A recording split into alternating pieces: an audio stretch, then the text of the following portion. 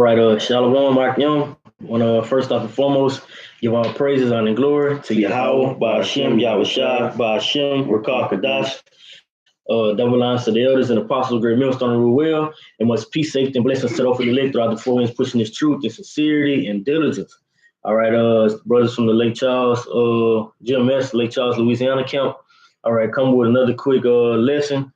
And we're basically going to go into the, as you can see, it's titled the seriousness of the oaths amongst Israel. All right, because when oaths was basically brought forth, they was taken very, very serious. All right, like today in today's generation, all the times that we're in today, you have oaths that's being brought forth, and and they always break them. But in the former times, it was taken on as a real serious matter. All right. And we basically gonna jump right into it, all right? And as always, Lord willing, be edifying to the elect. First Kings 2:36. This is the book of First Kings, chapter 2, and verse 36. And the king sent and called for Shimei and said unto him, build thee an house in Jerusalem. And this king at this time, it was King Solomon, all right? He had just got the throne of his father, King David, all right? It says, and dwell there, and go not forth thence any whither. For it shall be that on the day that thou goest out and passes over the brook Kidron, thou shalt know for certain that thou shalt surely die.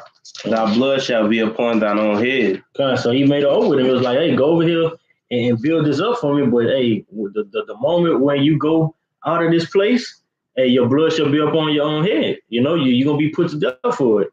All right, go ahead. You can continue. It says, verse 39.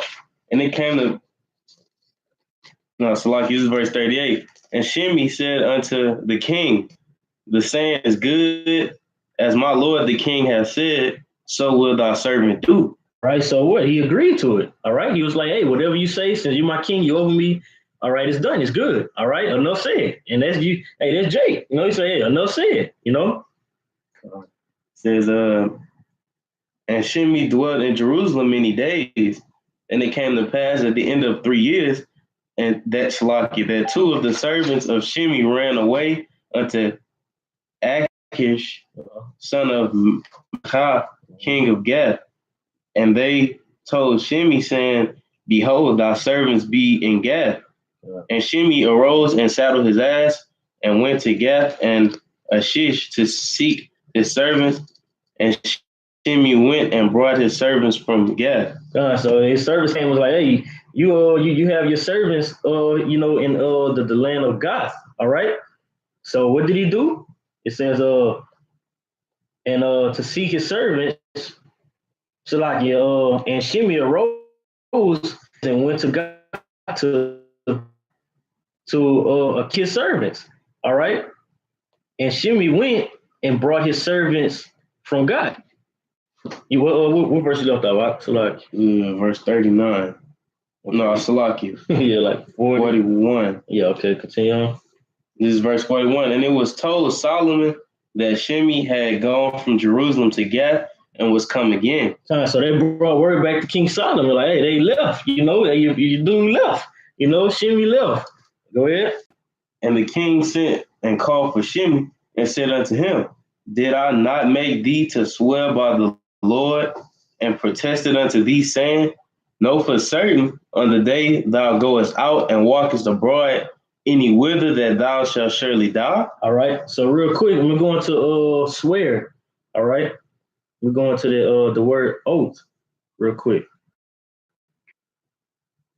Oath is a solemn promise. All right. Often invoking a divine witness.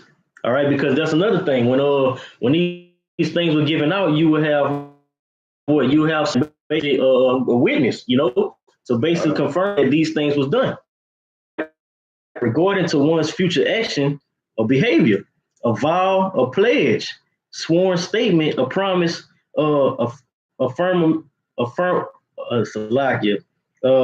affirmation. All right, a bond, a guarantee. Okay, so he made an oath with this person that, hey, once you leave out of this land, it's time for you to leave. All right, because what? You broke the oath. All right. Well, It says, and thou says unto me, the word that I have heard is good. So he's telling him, like, did we not make an oath together? And you told me out of your own mouth, hey, it's good. You told me that it was good. Go ahead. Why then hast thou not kept the oath of the Most High and the commandment that I have charged thee with? The king said, moreover, to Shimei, thou knowest all the wickedness which thy heart is privy to, that thou didst to David my father. Therefore, Yahweh shall return thy wickedness upon thine own head, and King Solomon shall be blessed, and the throne of David shall be established before the Most High forever. So the king commanded Benai, the son of Jehoiada, Salakia, which went out and fell upon him, that he died. Right. And the kingdom was established in the hand of Solomon. So what is the scripture say? He fell upon him. So basically, he put him to death. He put him to death, and what? He died because what? It all stems back from him breaking that oath. All right, amongst Israel, oath shall never be done. Salaki, oath shall never be broken. All right, you have multiple examples throughout the scriptures as far as our forefathers Abraham, Isaac, and Jacob. All right, they receive oaths from Yahweh Bashim Yahushua. All right, going into what? We was gonna get the promises, the covenants, the glory. All right, Abraham's seed was gonna abide forever. All right, be like unto the sand of the sea. All right, you see that here all today. Why? Because Yahweh Bashim Yahushua is not a man of his word. Real quick, I'll grab it.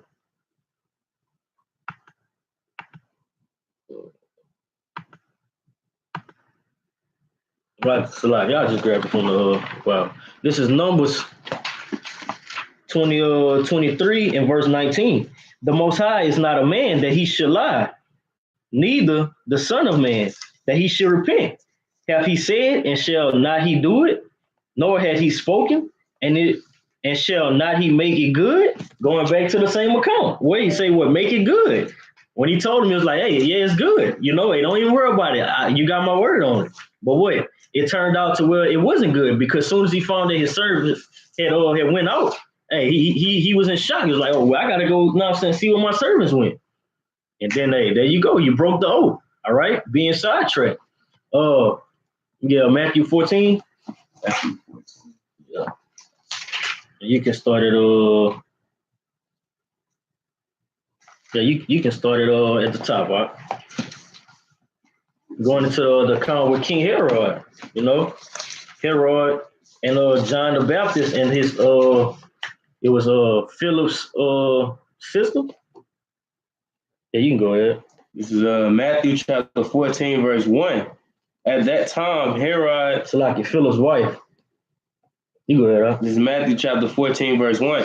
At that time, Herod the Tetrarch heard of the fame of Yahushua and said unto his servants, this is John the Baptist. He is risen from the dead, and therefore mighty works do shew forth themselves in him. For Herod had laid hold on John and bound him and put him in prison for Herodias' sake, his brother Philip's wife. So John the Baptist was in prison. All right, go ahead. For John said unto him, it is not lawful for thee to have her. And when he would have put him to death, he feared the multitude because they counted him as a prophet. But when Herod's birthday was kept, the daughter of Herodias danced before them and pleased Herod. Whereupon, I thought you were going to say something. Whereupon he promised with an oath to give her whatsoever she would ask. So he made a promise with who? With Philip's wife. He said what? With an oath to give her whatsoever she asked. So it was gonna come to where she was gonna ask him in need of something, and he was gonna tell her, hey, whatever, I'm gonna make an oath with you. Whatever you want is done, And this goes to show you how serious the oath was taken. How serious the oath was taken. All right, go ahead. Because why? Hey, Herod, he favored the hell out of John the Baptist. Go ahead. And she, being before instructed of her mother, said, give me here John Baptist's head in a charger. And the king was sorry. Basically on a platter. Bring his head to me on a platter. You know, that's tough. That's tough, hey. Out of all the things to ask for, she was like, hey, give me John the Head's Baptist, give me John the Baptist head on a platter. Somebody he really favored. God. It says, and the king was sorry, nevertheless, for the oath's sake, and them which sat with her. Y'all. Hey, and the king was sorry. He was sorry. He was grieved. He was like, fuck, you know, like, damn, like this my dude here, you know. But he say what? Nevertheless, for the oath's sake. Nevertheless, I made an oath, so it has to be brought forth and done. You know, you can't turn away from an oath. You cannot. Go ahead. And them which sat with him at meat, he commanded it to be given her. And he sent and beheaded John in the prison, and his head was brought in a charger and given to the damsel, and she brought it to her mother. So it was done, you know, it was done. Why? For the oath's sake. The oath that the Herod made with Herodias, his brother's Philip's wife, you know. Yeah. The daughter of Herodias danced before him and pleased Herod. So that's who it was, the daughter of Herodias, you know? And they had it play out. Why? Because oaths was taken on a real serious matter. All right. You got something? You got a prayer or something? Hebrews 3 and 9. And the brother Jim S. Nasi, he pulled a precept going back to the promise is 2 Peter 3 and 9. It says, the Lord is not slack concerning his promise, as men count slackness, but is long suffering to us, with not willing that any should perish, but that all should come to repentance. You know, not slack concerning his promise. All right, and this line up perfect with what we're about to go into in Hebrews the 3rd chapter. All right, because many people think that the Lord is not going to fulfill his promise until the Negroes, Latinos, and natives. All right, woman knows as the true Israelites or the true chosen people of the Heavenly Father and the only begotten Son. All right. You said 3 and 5, right? 3 and 6. This is Hebrews chapter 3, verse 6. But Hamashiach as a son over his own house, whose house are we, if we hold fast the confidence and the rejoicing of the hope firm unto the end. Right.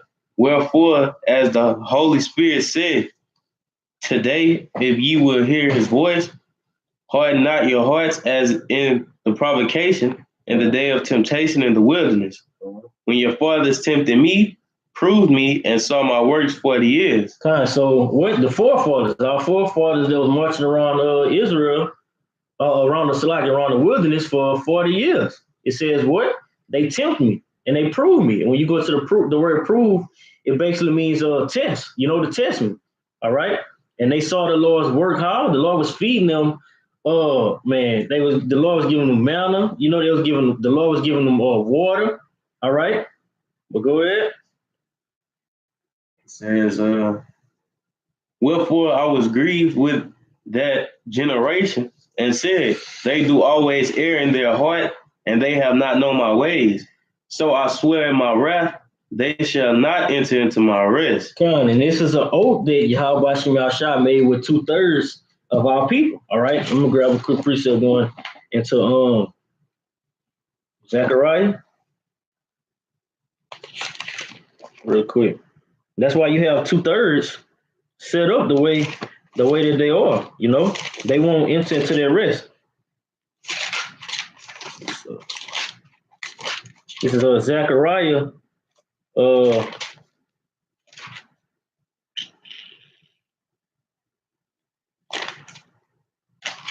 Script. Let's find it real quick.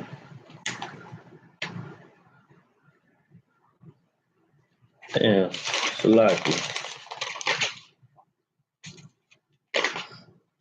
This is the 2/3 they're in. Oh, I know. Shall be cut off.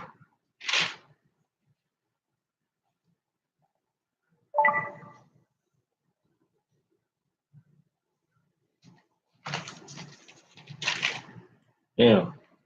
Like, Salaki, Zephaniah. yeah, Zephaniah. No, it's not. My. Uh,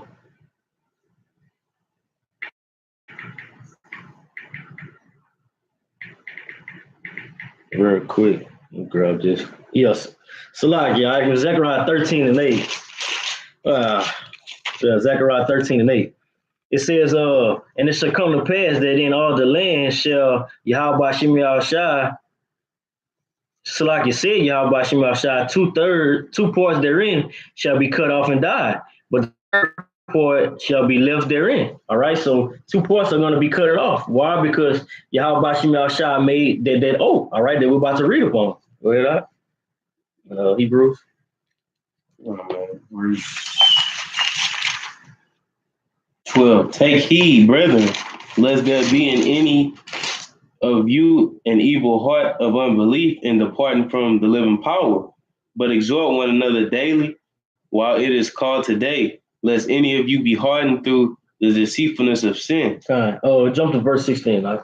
It's verse 16. For some, when they had heard, did provoke, for some, when they had heard, did provoke, howbeit not all that came out of Egypt by Moses. Go ahead. But with whom has he grieved 40 years? So he's asking, whom was he grieved with 40 years? That was 2/3. Why? Continue on. Was it not with them that had sinned? Yes, he was with them who was sin. You know, they were still in the stage of being niggas, you know, not taking heed. Going to Moses like, man, hey, when we going to be through with this shit? Hey, we hungry, you know? Kept going back and forth, you know? Go ahead. Whose carcasses fell in the wilderness? That's those whose same carcasses fell in the wilderness. Why? Go ahead, And to whom sware he that they should not enter into his rest, but to them that believe not? So we see that they could not enter because of unbelief. Not only unbelief, but what? Because Yahweh Shem Shai made that oath. He swore to 2/3 that they should not enter to the rest. That's why today you have 2/3 that's not going to make it up out of here. When we went to Zechariah 13 and 8, all right? They won't make it because Yahweh Shem Shai made a promise unto them, all right? And he made what? A promise to the elect. He made a promise to the elect. It's Romans, and it's a lot of scriptures, but I'm gonna just go into what was it? A small remnant. Even so, okay. This is Romans 9 and let me see. Yeah, I'm 11 and 7. What then? Israel had not attained that which he seeketh for, but the election had attained it, and the rest were blinded. All right, the rest was blinded. All right, they not gonna get it. The Lord made a covenant with 2/3, and He made a covenant with the elect. You know, as the scriptures say, even so, in the former times it was a remnant to be saved, and now the same thing is going to be in effect. It's still going to be a small remnant that will be saved amongst Israel. We know that speaking of the elect. All right. 12,000 from each tribe. You go to Hebrews 6 and 13. This is Hebrews chapter 6, verse 13. For when the Most High made a promise to Abraham, because he could swear by no greater, he swore by himself. Because what? Going back to Numbers 23 and 19. You know, Yahweh Shem Shai is a man of his word. And he said what? He basically telling you he put his name above everything. He couldn't find nothing else to swear upon, so he put it upon his name, upon himself. Go ahead. Saying, surely blessing, I will bless thee, and multiplying, I will multiply thee. And so, after he had patiently endured, he obtained the promise. So he endured and attained the promise. All right. And we're in the same things because what? We come through the line of Abraham, and what? In Isaac's seed, thy seed, through Isaac, thy seed shall be chosen, you know, or be called. All right. That's the chosen line that the promises come through. All right. Abraham, Isaac, and Jacob. All right. And now we have it. All right. Only thing that we have to do is continue pushing this truth. Now I'm saying stay faithful and endure to the end. All right. That's all we have to do, and we're gonna receive it. Why? Because Yahweh Shem Shai made an oath with our nation. All right. He made an oath with our nation. We get Ecclesiastes 5. No, see, we'll close out. We'll close out with that one. I got another quick point. Just like in Deuteronomy 28, all right, it was promised that it was promised that if we hearken unto the law, statutes, and commandments, which Yahweh Hashem Yahushua gave through Moses, that we was gonna get all the blessings in Deuteronomy 28, verse 1 through 14. But if we didn't, it was promised that we'll be cursed, which is verse 15 through 68. That's right. All right, and the way we living now, you see that we cursed. It's living proof. That's right. It's been made manifest. You know, it's been made manifest that way. Y'all watching out, and good point, Doc. Good point. Because the Lord clearly said that if you don't do these things, look, you have it, the examples that we're living out today. All right. We say if you do, I'm gonna set you up on high. All right. And ultimately it's all to fulfill prophecy. All right. But man, that goes to show you the Lord is a man of his word, because what you see the state of our people. You see that he set these heathens upon over us. You know, how on horses, as the scriptures say, you know. It goes to show you that. And another quick point, you know, what the Lord made a promise with Esau. He gave Esau the promise also. You see his promise being played out today, you know, and that goes right on with the point that you just made with Deuteronomy. All right, because if we on the bottom for breaking them, somebody got to be on top. Is it not on in throughout Deuteronomy? It tells you that I'm gonna place basically a king over you and put you in the land that neither you nor your fathers have known. So what? These kings are over us. It's made plain as day. All right. And it's also promised that the role's gonna switch. That's right. And that's gonna happen. That's right. We see in the scriptures all these other promises took place. What's different with this one? What's different? You know, likewise with what? All the different kingdoms. They was only set up for what? These periods of time. Hey, after these, so how many 100 years passed? You got another one. Why? Because Israel broke the laws of Yahweh Shem Yahushua. Once, after again. And on what? The scriptures also tell you that this is the last captivity, you know? So once we get through this one, that's a wrap, you know? We're going to have what? The law, statutes, commandments, the everything embedded in us, all right, to where we won't be able to go off anymore, all right? All going back to promises. Just our promises, you know, these things have been brought forth, you know? This is Ecclesiastes 5, and I'm gonna start at 4. All right. It says, well, okay.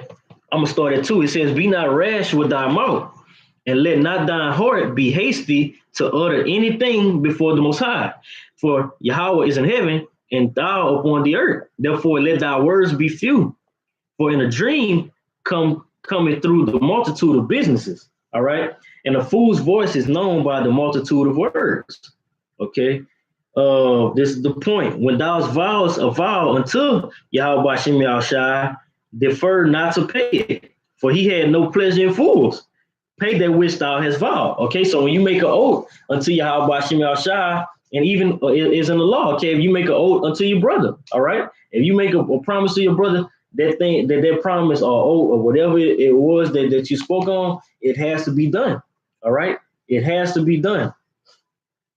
It says, the point is on. Okay, it says, verse 5. Better is it that thou shouldest not vow than that thou shouldest vow and not pay. So it's better, like going back to, hey, it's better that you have not even heard the truth, you know? Likewise, we're making a vow. It's better that you don't even speak it into existence and not do it, you know? Not do it. Like you actually think Yahweh Shem Yah gonna say, hey, I'm gonna make y'all my chosen people. And that's why when you go into Romans, it tells you that the Lord didn't totally cast us away, you know? Now we're brought back into that fold. The Lord is not gonna set up his chosen people on high, then bring us low, and then in the midst of that tell us, hey, y'all are my chosen people. Y'all to y'all, I'm gonna give my law, statutes, and commandments forever. Y'all gonna be my people forever, and then put us under these heathens and say, "Nah, give me my shit back." Now y'all stuck under them forever. No, that's that'll be an oath that's been broken. All right. The Yahweh Shem Yahshua is a man of his word. All right. And it also goes back with believing. You know what I'm saying? You have to actually believe. You know what I'm saying? Going back to what faith. You have to actually have faith and trust in Yahweh Shem Yahshua that hey, these things, and this shouldn't have to be all that, bro. It's evident that we are those chosen people. It's evident that these law, statutes, commandments was only given to the nation of Israel. Why? Because the Spirit bear witness with our spirit that we are the children of Israel. All right, we are those Israelites. All right, Israel is going to be set up in a stage of suffering right now, the long suffering. These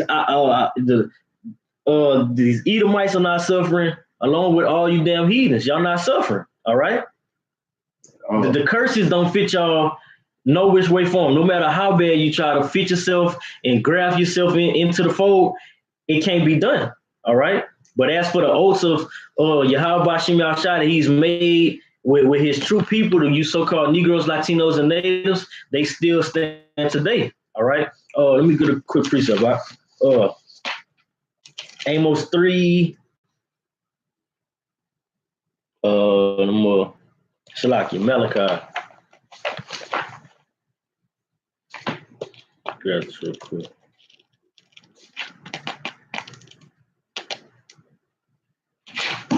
This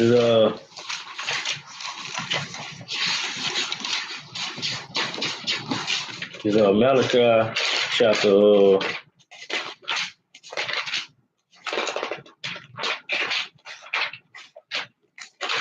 chapter 3 and verse 6. For I am Yahweh by Shem Yahushai, I change not. Therefore, ye sons of Jacob are not consumed. All right. Therefore, ye sons of Jacob are not consumed. So, hey, you have it right here. The Lord didn't change up the way he set up it for everything, the order, the oracles.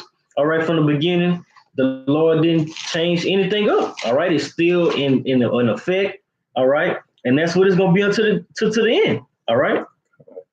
So, I mean, with that, Lord willing, this quick topic was edifying. I want to give all praises, honor, and glory to Yahweh, Ba'ashem, Yahweh Shai, Ba'ashem, Rakakadash, double honors to the elders and apostles, great millstone and rule well. It must peace, safety, and blessings to the elect throughout the four winds, pushing this truth and sincerity and diligence. Shalom. Shalom.